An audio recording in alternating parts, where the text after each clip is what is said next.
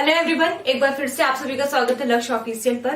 तो जैसा कि आपको पता है कि हमारी एमपी जीके की जो सीरीज चल रही थी उसमें दो संभाग, शहडोल संभाग और ग्वालियर संभाग, वो किसी और के द्वारा वीडियोस बनाए गए थे। तो काफी दिन से डिमांड आ रही थी स्टूडेंट्स की और कमेंट्स में बोल रहे थे कि मैम आप इन दोनों संभागों का वीडियो बना के हमें प्रोवाइड कर दो। तो आज का जो लेक्चर है मैंने इसी संभाग पर बेस्ड किया है। तो इस लेक्चर में हम शहडोल संभाग को कंप्लीट करेंगे, क्योंकि पहले का लेक्चर आप लोगों को शायद पसंद नहीं आया, किसी और के द्वारा बनाया गया था। तो बस उसी को मैं यहाँ पर कंप्लीट करूंगी। तो स्टार्ट करते हैं। शहडोल संभाग बहुत छोटा सा संभाग है और कहा जा सकता है कि सबसे नवीनतम संभाग है ये। इस संभाग में है 3 जिले, मात्र 3 जिलों की चर्चा हमें यहाँ पर करनी है। तो शहडोल संभाग के अंतर्गत 3 जिले जो आते हैं उनमें से पहला है शहडोल जिला, दूसरा है उमरिया जिला, तीसरा है अनूपपुर जिला। कौन कौन से है? शहडोल जिला, उमरिया जिला और अनूपपुर जिला। है ये किस साइड? अगर आपको मैप याद हो एमपी का, तो मध्य प्रदेश के पूर्व साइड ये पूरा संभाग जो है, पूरा बघेलखंड जिसे कहते हैं, वहां पर ये लोकेटेड है। अगर शहडोल जिले की बात की जाए सबसे पहले, तो शहडोल जिले में क्या क्या प्रमुख चीजें हैं? तो शहडोल जो शब्द है ये सहस्त्र डोल से बना हुआ शब्द है और सहस्त्र डोल का मतलब होता है हजारों तालाब। हो सकता है कि यहाँ पर पहले तालाबों की संख्या बहुत अधिक रही हो, इस कारण से सहस्त्र डोल या इससे ही फिर इसका नाम हो गया हो शहडोल। उसके बाद एक यहाँ की प्रमुख विशेषता है, शहडोल के पास एक स्थान है, नाम है अमलाई। अमलाई में ओरिएंट पेपर मिल है और ये अक्सर पूछी जाती है। हालांकि जब हमने इंडस्ट्री पढ़ी थी मध्य प्रदेश की, है ना, उद्योग पढ़े थे हमने जब मध्य प्रदेश के, वहां पर हमने देखा था। तो अगर कोई पूछता है कि ओरिएंट पेपर मिल कहाँ पर स्थित है, तो ये स्थित है अमलाई में। और अमलाई कहाँ पर है? शहडोल में। कभी कभी ये भी पूछ लिया जाता है कि अमलाई जो है वो किस जिले में स्थित है। आंसर क्या हो जाएगा? शहडोल जिले में। क्लियर हो गया? ओरिएंट पेपर मिल। एक आया था आपका नेपा नगर में जो पेपर मिल स्थित है, नेशनल यूज पेपर मिल, शायद नाम मुझे थोड़ा सा भूल रहा है ना। और यहाँ पर आएगा अगर ओरिएंट पेपर मिल, तो पेपर मिल नेपा नगर नहीं लगा देना है। अगर ओरिएंट पेपर मिल आता है तो आपका आंसर हो जाएगा अमलाई। आगे बढ़ते हैं। शहडोल में ही सोहागपुर कोयला क्षेत्र है। प्रदेश का सबसे बड़ा कोयला क्षेत्र सोहागपुर कोयला क्षेत्र है।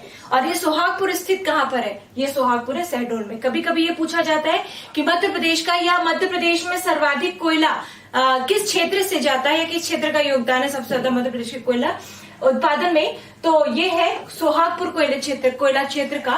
और सोहागपुर है कहाँ पर? तो ये है शहडोल जिले के अंतर्गत या शहडोल संभाग में शहडोल जिले के अंतर्गत। आगे बढ़े।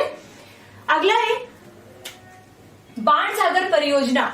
शहडोल में है देवलौंद और देवलौंद में है बाणसागर परियोजना, जो कि सोन नदी पर बनाई गई है। 3 राज्यों की ये संयुक्त परियोजना है, मध्य प्रदेश, उत्तर प्रदेश और बिहार की। तो बाणसागर परियोजना है कहाँ पर? तो इसे भी आप यहाँ पर नोट कर लेंगे। तो देवलौंद में है, देवलौंद है शहडोल में। तो देवलौंद हो गया और आपका अमलाई हो गया, सोहागपुर हो गया, ये सभी है शहडोल में। तो बाणसागर परियोजना जो कि सोन नदी पर निर्मित की गई है, देवलौंद शहडोल जिले में स्थित है। 3 राज्य मध्य प्रदेश, उत्तर प्रदेश और बिहार की संयुक्त परियोजना है। उसके बाद शहडोल जिले में ही कोलवेट मीथेन के बहुत सारे भंडार मिले हैं रिलायंस इंडस्ट्रीज को। तो पूछा जाता है कि कोलवेट मीथेन के भंडार किस जिले में मिले हैं या किस क्षेत्र में मिले हैं, तो सोहागपुर क्षेत्र के पास में ही शहडोल जिले में मिले हैं कोलवेट मीथेन के ढेर सारे भंडार। देश की पहली किन्नर विधायक बनी है शहडोल जिले में ही शबनम मौसी। और ये शबनम मौसी कहाँ से विधायक रही है? तो ये रही है सोहागपुर से। कोयला क्षेत्र जो है सबसे बड़ा प्रदेश का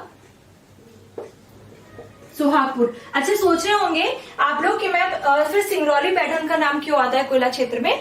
तो नो डाउट वो भी बहुत बड़ा कोयला क्षेत्र है, लेकिन एशिया की सबसे मोटी कोयले की परत सिंगरौली में पाई जाती है। लेकिन अगर हम ओवरऑल एमपी में बात करें कि सबसे ज्यादा भंडार कहाँ पर है, तो वो है सोहागपुर में। और देश की पहली किन्नर विधायक कहाँ पर बनी थी? देश की पहली, न केवल मध्य प्रदेश की पहली, देश की पहली किन्नर विधायक थी शबनम मौसी। ये बनी थी शहडोल के सोहागपुर से विधायक इस विधानसभा से। क्लियर हो गया? तो ये हो गया शहडोल जिले से संबंधित कुछ इंपॉर्टेंट तथ्य। अब अगले जिले की ओर चलते हैं, वो है उमरिया जिला। जो उमरिया जिला है सबसे ज्यादा ये प्रसिद्ध है अपने राष्ट्रीय उद्यान के लिए, जिसका नाम है बांधवगढ़ राष्ट्रीय उद्यान। यहीं पर बांधवगढ़ का किला भी है। बघेल वंश का सबसे कह सकते हैं, बघेल वंश के लिए ये बहुत अधिक जाना जाता है। और सर्वाधिक बाघ घनत्व है बांधवगढ़ राष्ट्रीय उद्यान में। अगर राष्ट्रीय उद्यान वाला चैप्टर पढ़ा है ऑलरेडी चैनल पर पढ़ा हुआ है, वहां पर आप जाके देख सकते हैं। तो सर्वाधिक बाघ घनत्व है बांधवगढ़ राष्ट्रीय उद्यान में, और जो बांधवगढ़ है वो है उमरिया में। ठीक है, तो सर्वाधिक बाघ घनत्व वाला राष्ट्रीय उद्यान बांधवगढ़ उमरिया में स्थित है, और ये उमरिया की सबसे बड़ी विशेषता है, खासियत है। देन हर्रा से भिलाला यहाँ पर निकाला जाता है। हर्रा शायद नाम सुना हो, तो हर्रा से भिलाला यहाँ पर निकाला जाता है। इसके अलावा यहाँ पर कच्चे लाख से सीड और सैलाग बनाने का सरकारी कारखाना स्थित है, शासकीय कारखाना, और ये क्वेश्चन पूछा जाता है। तो कच्चे लाख से सीड या सैलाग बनाने का कारखाना कहाँ पर स्थित है? सरकारी कारखाना, आंसर हो जाएगा उमरिया। बांधवगढ़ राष्ट्रीय उद्यान कहाँ पर स्थित है? आंसर हो जाएगा उमरिया। हर्रा से भिलाला बनाने का कारखाना या भिलाला कहाँ पर बनाया जाता है? आंसर हो जाएगा उमरिया। सर्वाधिक बाघ घनत्व वाला राष्ट्रीय उद्यान कौन सा है? बांधवगढ़। बांधवगढ़ स्थित कहाँ पर है? आंसर हो जाएगा उमरिया। तो ये अपना कंप्लीट हो गया दूसरा जिला शहडोल संभाग का। जो तीसरा जिला है वो है अनूपपुर।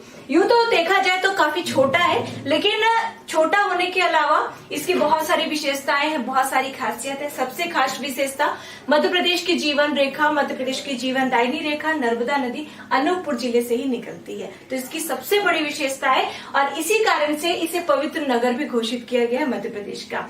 पवित्र नगर क्यों घोषित किया गया है? क्योंकि 3 प्रमुख नदियां, पहली तो नर्मदा जो कि मध्य प्रदेश की सबसे बड़ी, देश की 5वीं बड़ी नदी है, मध्य प्रदेश के अनूपपुर से ही निकलती है। अनूपपुर में है अमरकंटक, अमरकंटक की पहाड़ियों से नर्मदा, सोन और जोहिला, इन तीनों नदियों का होता है उद्गम।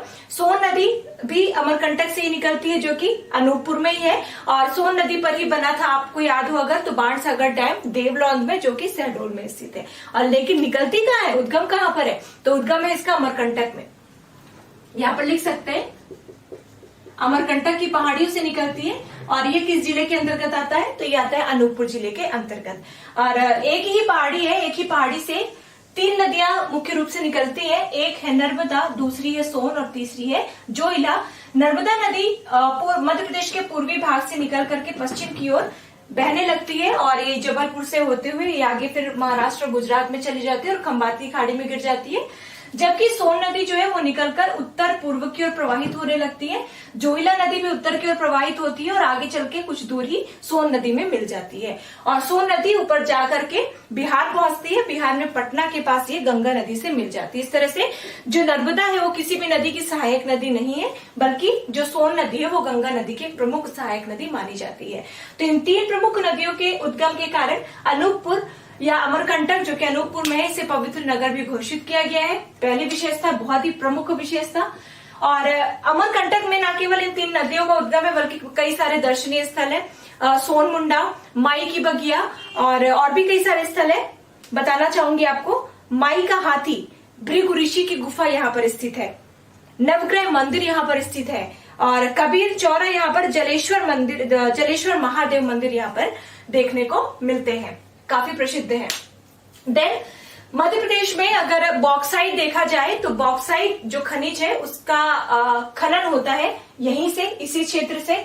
उसके बाद एक और सबसे प्रमुख विशेषता, देश का, भारत देश का पहला जो जनजातीय विश्वविद्यालय है वो स्थित है अनूपपुर में, और उस विश्वविद्यालय का नाम है इंदिरा गांधी जनजातीय विश्वविद्यालय। तो एक और खास विशेषता अनूपपुर की कि इंदिरा गांधी जनजातीय विश्वविद्यालय जो कि देश का पहला जनजातीय विश्वविद्यालय है, स्थित है अनूपपुर में।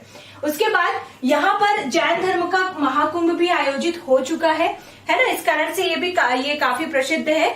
और यहाँ पर आदिनाथ, जैन तीर्थकर जो थे आदिनाथ, उनकी सबसे बड़ी अष्टधातु की प्रतिमा भी लगाई गई है। तो इस तरह से ये रही अनूपपुर की कुछ खास विशेषताएं, कुछ खास बातें। आपने शहडोल का भी देख लिया, आपने उमरिया का भी देख लिया, आपने अनूपपुर का भी देख लिया। इस तरह से शहडोल संभाग मात्र 3 जिलों को समेटे हुए हमारा हो जाता है खत्म। और एक और लेक्चर आएगा आपका ग्वालियर संभाग से रिलेटेड। ग्वालियर संभाग को कंप्लीट करने के बाद हमारे मध्य प्रदेश के सारे संभाग कंप्लीट हो जाएंगे। और मध्य प्रदेश में अभी कुछ नए जिले भी बन चुके हैं। जब आपके लेक्चर्स आए थे उस टाइम पर नए जिलों का निर्माण नहीं हुआ था, लेकिन अब नए जिले बन चुके हैं, तो उनका मैं अलग से लेक्चर प्रोवाइड कर दूंगी कि कौन सा जिला किस संभाग के अंतर्गत आता है ना, और क्या क्या प्रमुख विशेषताएं वहां की। और बाकी एमपी जीके के जो भी बचे हुए थोड़े बहुत लेक्चर है वो भी मैं आपको प्रोवाइड करवा दूंगी। तो आज के लिए बस इतना ही। अगर आपको लेक्चर पसंद आया है एक लाइक दे देना। अगर आपने चैनल को सब्सक्राइब नहीं किया है अब तक तो प्लीज चैनल को सब्सक्राइब कर लेना और अपने दोस्तों के साथ शेयर करना बिल्कुल भी मत भूलना। So thank you so much, good night.